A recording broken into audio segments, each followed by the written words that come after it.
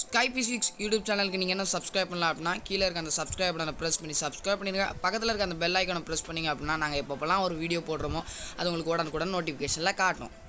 Hi students, today we are going to discuss about the topic physical quantities and its units.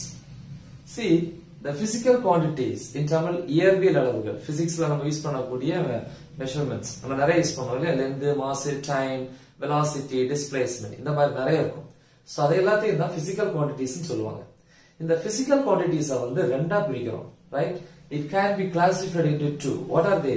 Fundamental quantities and derived quantities, right? See, physical quantities are classified into two: fundamental quantities and derived quantities.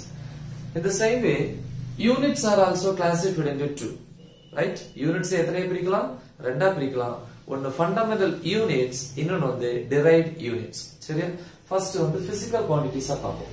See, physical quantities classification, fundamental quantity and derived quantity. Fundamental quantity வந்து basic quantities னு சொல்லுவாங்க. Basic. இது கீழ எதுவும் கிடையாது. இதுல இருந்து தான் இதுக்கு மேல வரக்கூடியது. Derived quantities எல்லாமே fundamental ல தான் வரும். அதனால fundamental என்ன பண்ண முடியாதுன்னா split up பண்ண முடியாது. வேற எந்த physical quantities ஆலயும் fundamental quantities என்ன பண்ண முடியாது, express பண்ண முடியாது. ஆனா derived quantities can be expressed in terms of any other physical quantity or fundamental quantity. ஆனா derived quantity என்ன பண்ணலாம், வேற எந்த fundamental quantity ஆல என்ன பண்ண முடியும், express பண்ண முடியும். சரி, அது எக்ஸாம்பிள் பார்ப்போம் எப்படின்னு. ஃபர்ஸ்ட் அதுக்கு முன்னாடி அதோட ஸ்டேட்மென்ட் டெஃபினிஷன் பார்ப்போம். Fundamental quantities. What are fundamental quantities? 2 mark கேட்பான். என்ன சொல்றீங்க? Fundamental quantities are the quantities which cannot be expressed. நல்லா பாத்துக்கணும். Cannot be, right? Which cannot be expressed in terms of any other physical quantity. அப்படின்னா என்ன அர்த்தம்? வேற எந்த physical quantity ஆலயும் fundamental quantity என்ன பண்ண முடியாது, express பண்ண முடியாது. Cannot be. அதான் cannot be.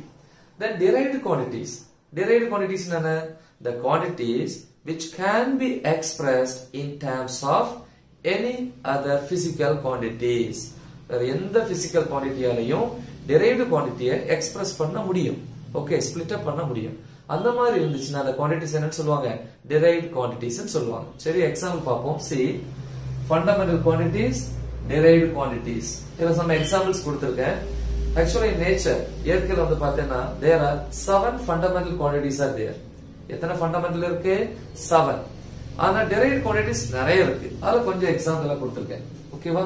See, fundamental quantities 7 quantities: length, mass, time, temperature, electric current, luminous intensity, amount of substance. சரியா? சோ இதோட யூனிட்ஸ் பார்க்கணும். சோ யூனிட்ஸ் பார்க்கிறதுக்கு முன்னாடி யூனிட்ஸ் வந்து எத்தனையா பிரிப்போம் அப்படின்னு தெரிஞ்சுக்கணும். Right? So units are also classified into 2. ஏற்கனவே சொல்லியிருந்தேன். ஃபண்டமெண்டல் யூனிட்ஸ், இன்னொன்னு என்னது, derived units. Fundamental units என்ன? The units which are used to measure the fundamental quantities are called fundamental units. அதாவது fundamental quantities வந்து எந்த யூனிட்ஸ்ல மெஷர் பண்றோமோ அந்த யூனிட்ஸ் என்ன சொல்லுவோம், fundamental units னு சொல்லுவோம். Derived units என்ன? The units which are used to measure the derived quantities. அதாவது derived quantities வந்து மெஷர் பண்றதுக்கு நம்ம யூஸ் பண்ணக்கூடிய யூனிட்ஸ் என்னன்னு சொல்லுவோம், derived units னு சொல்லுவோம். எக்ஸாம்பிள் பார்ப்போம். See, first length, right? Actually 7 fundamental quantities இருக்கு. அதே மாதிரி 7 என்ன இருக்கும், fundamental units இருக்கும், right? So length வந்து எப்படி எதுல மெஷர் பண்ணலாம், எந்த யூனிட் யூஸ் பண்ணலாம் அப்படின்னா metre, m e t r e. இது lengthங்கிறது fundamental quantity, இது fundamental unit. அதே மாதிரி மாஸ்க்கு கிலோகிராம், டைமுக்கு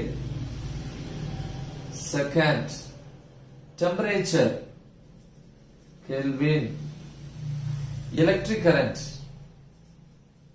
ampere, luminous intensity candela, then amount of substance mole. So இதெல்லாம் வந்து units. சரியா? length க்கு metre, mass kilogram, time second. இப்ப lengthனா மீட்டர்ல மெஷர் பண்ணக்கூடிய எல்லாமே அந்த length கேட்டகரியில வந்துரும். இதெல்லாம் distance, displacement, அப்புறம் breadth, height, right, thickness, இதெல்லாமே வந்து நம்ம மீட்டர்ல தான் மெஷர் பண்ணோம். ஒரு கடைக்கு துணி எடுக்க போறோம், அங்க வந்து நம்ம வந்து 1 மீட்டர் 1.5 மீட்டர் கிளாத் கேட்போம், மீட்டர் ஸ்கேல் யூஸ் பண்ணுவோம். நம்ம கிளாஸ் ரூம்ல வந்து ஏதாவது ஒரு பென்சில் இல்ல இந்த மாதிரி மார்க்கரோட லென்த் மெஷர் பண்றதுக்கு ஸ்கேல் யூஸ் பண்றோம், சென்டிமீட்டர் ஸ்கேல். சரியா? அதே மாதிரி பென்சில், இந்த டிப் பென்சில் இப்ப நிறைய வெரைட்டிஸ் வந்துச்சு, 0.7 mm 0.4 mm. இந்த மாதிரியான டிப் பென்சிலோட திக்னஸ் மெஷர் பண்றதுக்கு வந்து மில்லிமீட்டர் ஸ்கேல் யூஸ் பண்றோம். Example screw gauge. அப்ப for our convenient we are using such type of units. நம்ம வசதிக்காக இந்த மாதிரி யூனிட்ஸ் யூஸ் பண்றோம். ஆனா in practice அத நடைமுறைன்னு வரும்போது ஒரு ப்ராப்ளம் சால்வ் பண்ணும்போது சரி, மத்தபடி பிராக்டிகல் ஓரியன்டடா வரும்போது கண்டிப்பா நம்ம ஒரு காமன் யூனிட் யூஸ் பண்ணணும். அதான் SI யூனிட்ஸ்னு சொல்லுவாங்க. சோ அந்த SI யூனிட் தான் வந்து மீட்டர். சரியா? அப்ப லென்த், டிஸ்டன்ஸ், டிஸ்பிளேஸ்மென்ட் இதெல்லாம் இந்த கேட்டகரியில வந்துரும். அப்ப லென்த்துக்கு மீட்டர். இதோட சிம்பல் என்ன அப்படின்னு பார்த்தேன்னா, சிம்பல் எப்பவுமே ஒரு லெட்டர் 2 லெட்டர்ல வரும். சரியா? மீட்டர் சிம்பல் என்னது? m, small m. கிலோகிராம், கிலோனா k, gram g, kilogram. Second s. then kelvin symbol k, then ampere capital A. இதுக்கெல்லாம் ஸ்மால் லெட்டர்ஸ்.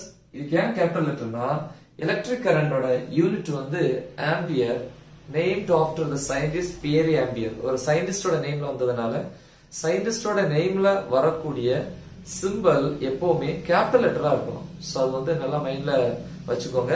சோ அதனால capital A, ampere. then luminous intensity candela CD, then amount of substance mole MOL. So இது வந்து symbols. இப்போ fundamental quantities வந்து 7 quantities இருக்கு. அதே மாதிரி fundamental யூனிட்ஸும் 7 units இருக்கு. சரி, நெக்ஸ்ட் derived quantities பார்ப்போம். derived quantities நிறைய இருக்கு, நம்ம நிறைய படிச்சிருக்கோம். பிசிக்ஸ்ல நம்ம இதுவரைக்கும் படிச்சது நிறைய இருக்கு. ஆனா வந்து கொஞ்சம் இருக்கும், புக்ல இருக்கிறது கொஞ்சம் கொடுத்துப்போம். சோ ஃபர்ஸ்ட் வந்து ஏரியா. இது எப்படி ஸ்ப்ளிட் பண்ற பாரு, உங்களுக்கே தெரியும். length into breadth. பாத்தீங்களா? இதெல்லாம் derived quantity. ஆனா லென்த்ங்கிறது ஃபண்டமெண்டல், பிரெட்த்தும் ஃபண்டமெண்டல். அப்போ ஒரு ஃபண்டமெண்டல் குவாண்டிட்டிஸ வச்சு derived quantities என்ன பண்ணிருக்கேன்? எக்ஸ்பிரஸ் பண்ணிருக்கேன், ஸ்ப்ளிட் பண்ணிருக்கேன். அதனால தான் அது என்ன சொல்றாங்க? derived quantities. ஆனா ஃபண்டமெண்டல் குவாண்டிட்டிஸ் என்ன பண்ண முடியாது? ஸ்ப்ளிட் பண்ண முடியாது. சரி, length into breadth. என்ன யூனிட் சொல்லுங்க? லென்த்க்கு மீட்டர் into breadthக்கு metre is equal to metre square. இது ஏரியாவுக்கு. வால்யூம் பாருங்க எப்படி பிரிக்கிறோம் பாருங்க. length into breadth into height. breadth into height area எடுக்கலாம், இல்ல length into breadth ஏரியா எடுக்கலாம். எப்படி எடுத்தாலும் ஓகே. அப்ப எப்படி எடுக்கலாம்? length into breadth எப்படி எடுக்கலாம்? ஏரியான்னு எடுத்தாலும் ஏரியா into height. ஏரியாவுக்கு என்னது? Metre square. அப்ப மீட்டர் ஸ்கொயர் into ஹைட்டுக்கு என்னது? மீட்டர். அப்ப metre cube. then density expression என்னது? mass by volume. சரியா? அப்ப மாஸ்க்கு என்னது? இங்கே பார்த்திருக்கோம், கிலோகிராம், kg by volume. வால்யூம்க்கு என்னது? Metre cube. அப்ப மீட்டர் கியூப் மேல போச்சுன்னா ஆகும், பவர் மைனஸ் ஆயிரும். kg m power -3. சரியா? then velocity என்னது? Expression displacement by time. displacement by time. displacement இது எந்த கேட்டகரியில வரும்? லென்த் இல்ல, ஏன்னா அதை வந்து மீட்டர்ல தான் மெஷர் பண்ணுவோம். சோ அப்ப டிஸ்பிளேஸ்மென்ட்க்கு மீட்டர், டைம்க்கு என்னது? செகண்ட். அப்ப செகண்ட் மேல போச்சுன்னா ms பவர் -1. then momentum படிச்சிருப்பீங்க இல்லையா? என்ன ஃபார்முலா? mass into என்னது? velocity. mass into velocity. Mask என்னது? கிலோகிராம். velocity என்னது? velocity இங்க இருக்கு பாருங்க, இதா இருக்கு, ms பவர் -1. சரியா? acceleration கொடுக்கிறோம் இல்லையா? பைக்ல கொடுத்தோம்னா என்ன ஆகும்? பைக் வந்து ஒரு குறிப்பிட்ட ஸ்பீட்ல குறிப்பிட்ட டைரக்ஷன்ல போகுது. ஸ்பீட் வித் டைரக்ஷன், அதுக்கு பேர் என்னது? velocity, right? அப்ப acceleration expression velocity by time. velocity என்னது? இதா இருக்கு unit, ms power -1 by time என்னது? செகண்ட்.